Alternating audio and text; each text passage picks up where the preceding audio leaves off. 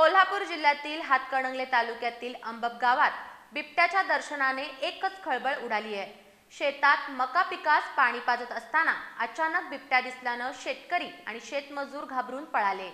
गावात भीतीचं वातावरण असून वन विभागानं तातडीनं घटनास्थळी धाव घेत शोध मोहीम सुरू केली आहे।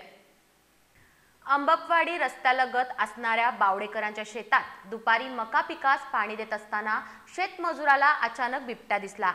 बिबट्याचं दर्शन होताच शेतकऱ्यांनी धूम ठोकली।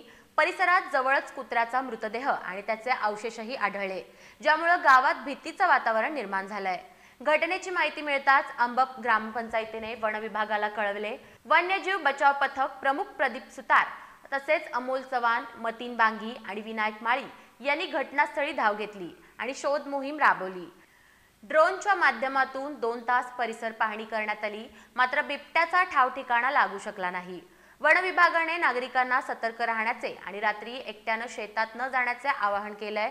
घटनास्थळी विकासराव माने, उपसरपंच आसिफ मुल्ला, स्वप्नील जाधव, प्रमोद सूर्यवंशी यांच्यासह ग्रामस्थ उपस्थित होते।